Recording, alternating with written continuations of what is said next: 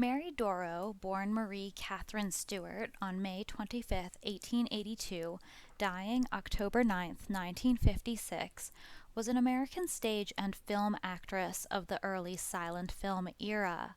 A famous stage actress who gambled on early Hollywood, she became a recluse, and by the end of her life, even her friends could not reach her. She was first noticed as a chorus girl by theater impresario Charles Frohman, who you can learn about on this channel, and took her to Broadway, with little objection from her divorced parents.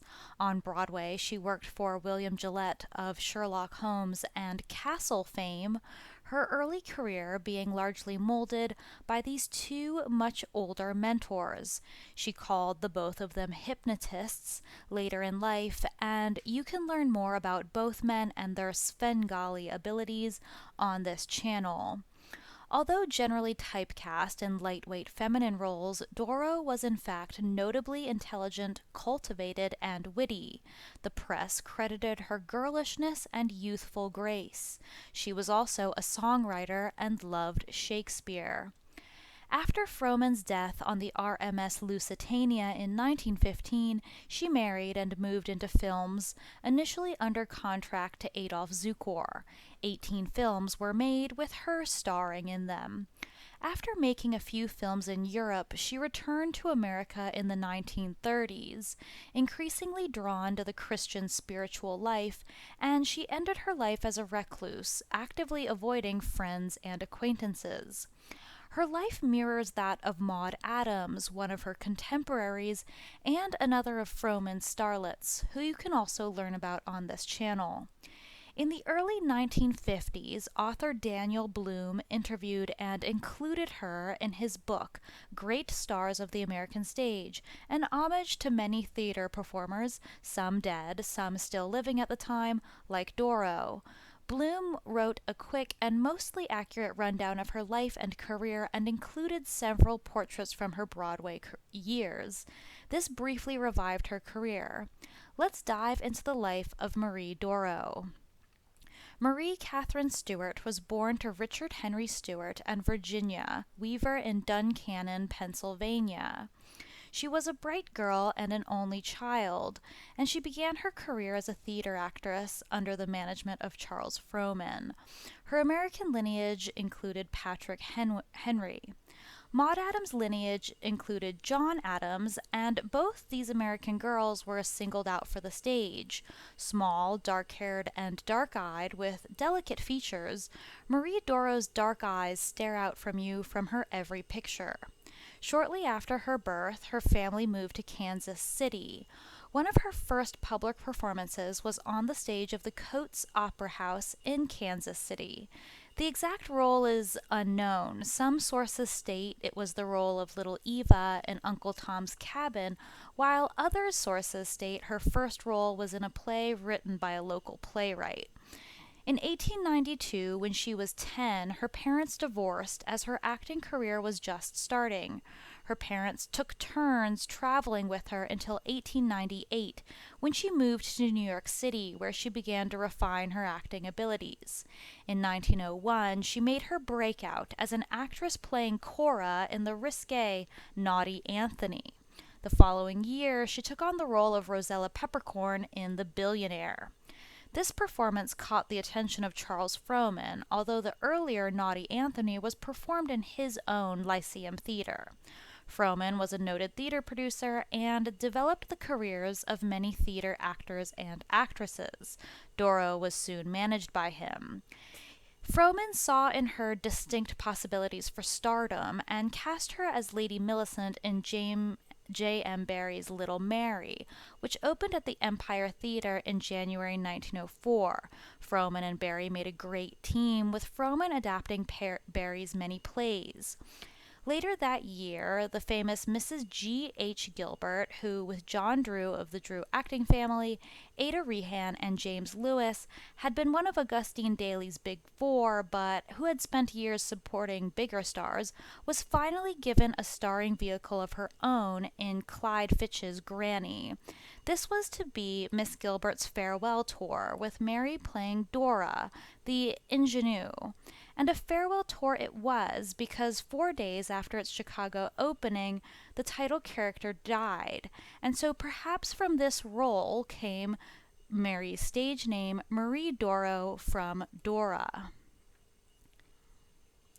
From 1905 until 1907, Doro played Clarice Marland in the play Clarice. The lead male role was William Gillette, who wrote the play especially for Doro. She would follow her performance in Clarice with the leading role in Sherlock Holmes, opposite Gillette. Gillette presented a Holmes play in 1905, a one-act parody titled The Painful Predicament of Sherlock Holmes. A one-act play was added as a curtain raiser, titled Clarice.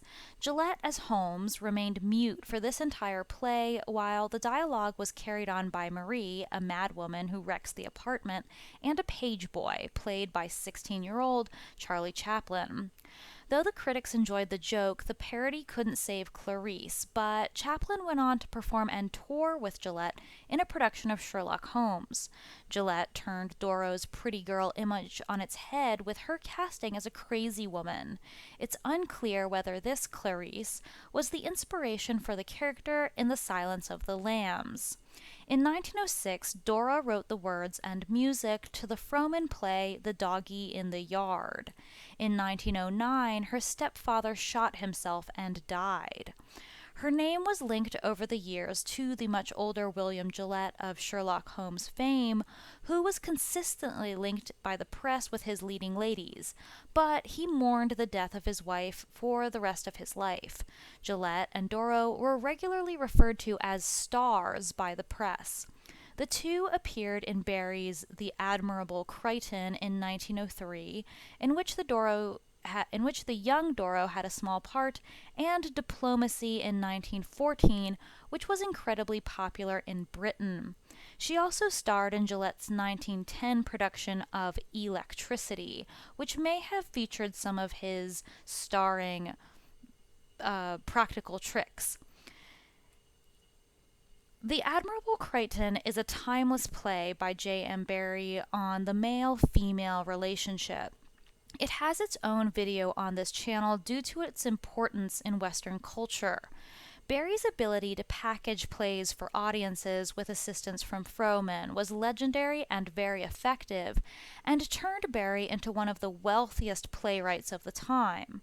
You can learn more about Barrie's wards, the Llewellyn Davies boys, in their videos on this channel. But unlike Maude Adams, who electrified Barrie the first time he saw her on stage, Doro didn't inspire the same reaction, and so we see in her plays not as much popularity. On a tour of England in the mid-1900s with Gillette's or William Collier's company, accounts differ, she acted with the unknown teenage Charlie Chaplin, who was besotted with her and 7 years her junior. Later, when he was famous, they met in America, but she had to confess she had no memory of him. This may have caused him to tailspin, as he preferred underage girls the rest of his life. In his autobiography, he said Doro was the first love of his life. Doro was described by drama critic William Winter as a young actress of piquant beauty, marked personality, and rare expressiveness of countenance. Doro appeared in The Morals of Marcus, followed in March 1909 by The Richest Girl, and in 1910, Gillette's Electricity. Her career was definitely on the rise by 1911 because in 1912 she joined Nancy Goodwin, Lynn Harding, and Constance Collier in a dramatization of Charles Dickens' Oliver Twist, one of the earliest productions of that work, which helped bring it to America. She also appeared with DeWolf Hopper in an all-star production of Gilbert and Sullivan's Patience. She played opposite Charles Terry of the Terry acting family in The New Secretary in 1913, and then joined Gillette in Diplomacy. Daniel Frohman, manager Charles Frohman's brother, led the brothers' business interests into a 1912 partnership with filmmaker Adolf Zukor, named the Famous Players Film Company. The new film production company made its first film in 1913, The Prisoner of Zenda, and the Frohmans remained involved until 1918 when they parted ways with Zukor after having been made a part of 74 Famous Players productions. You can learn more about The Prisoner of Zenda and Barbara Lamar's role in it on this channel. In 1914, Doro was summoned by command to play in diplomacy before the Queen of England at Windsor Castle. Doro was married to the vaudeville and silent screen actor Elliot Dexter, who was 12 years her senior when she was 23.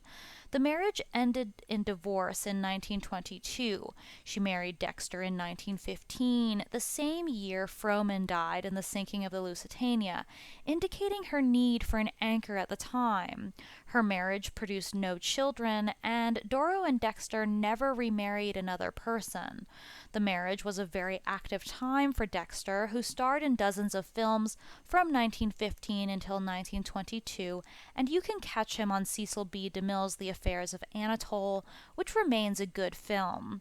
Doro also starred in a 1916 Cecil B. DeMille film. Many scholars insist their marriage was short, but it did last a few years, so it's possible the couple lived apart for the majority of it. Doro's film debut for Zukor's Famous Players Studio was the starring role in the now-lost feature film The Morals of Marcus in 1915, based on the 1907 Broadway play she starred in. The following year, she played the lead role in the 1916 film version of Charles Dickens' Oliver Twist, again a role she previously played with much acclaim on stage in 1912. And so we see Famous Players being very wise about which movies they released, gambling on audiences who already loved the Broadway versions.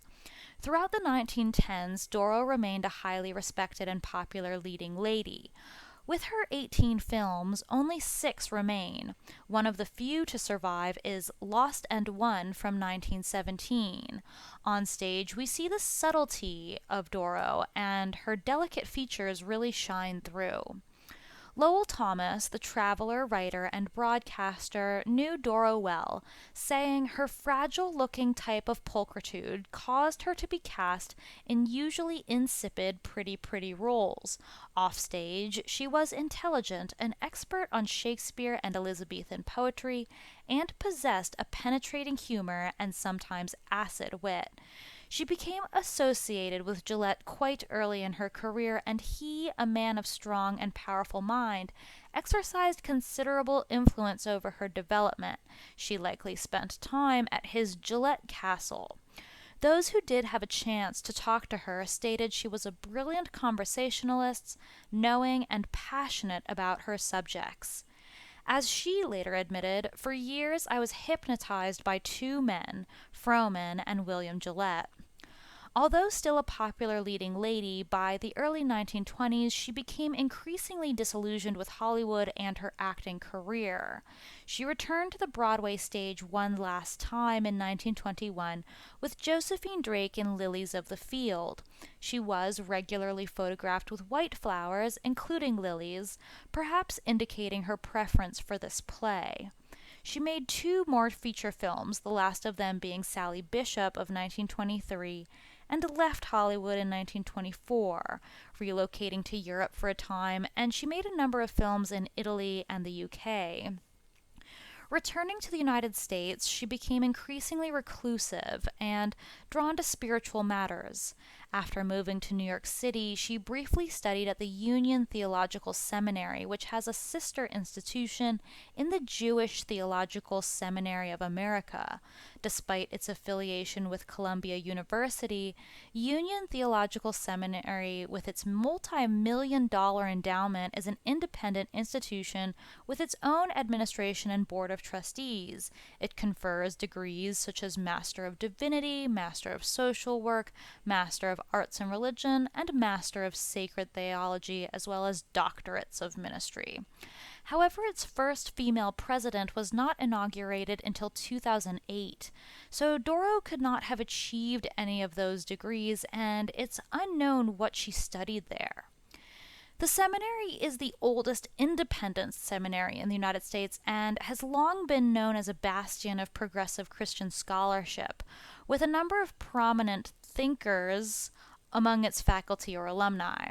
It was founded in 1836 by members of the Presbyterian Church, but was open to students of all denominations, and in 1893 it rescinded the right of the General Assembly of the Presbyterian Church to veto faculty appointments, becoming fully secular. In the 20th century, it became a center of liberal Christianity and prioritized feminism and black nationalism over Christian principles. So it's unknown whether this area of study actually helped Doro. She spent the rest of her life in seclusion. She would often go on self-styled retreats in which she went to extremes to elude friends and acquaintances, even to the point of changing hotels 4 times a week. She ended up living in various New York City hotels, and this sounds more like paranoia than an actual retreat. Some scholars have suggested Doro was gay, and that's why she became a recluse, despite lavender marriages and girlfriends and boyfriends living together quietly, occurring regularly in America. After the death of her father, who was an attorney, she returned to the United States in 1932, settling in New York City. This is when she entered the Union Theological Seminary, studying spirituality. She passed away from heart failure in October 1956 at the age of 74 at the Volney Hotel in New York City, which still exists. A scrapbook containing clippings of her work from 1903 to 1921, potentially kept by Doro herself, was donated to the New York Public Library. She allocated the $90,000 in her will to the Actors Fund to take care of fellow actors. For the first time since she had left as a child, Doro returned to her hometown of Duncannon, Pennsylvania, and was laid to rest next to her father. In February 1960, she was awarded a star on the Hollywood Walk of Fame for her contributions to the motion picture industry, indicating some people never forgot her.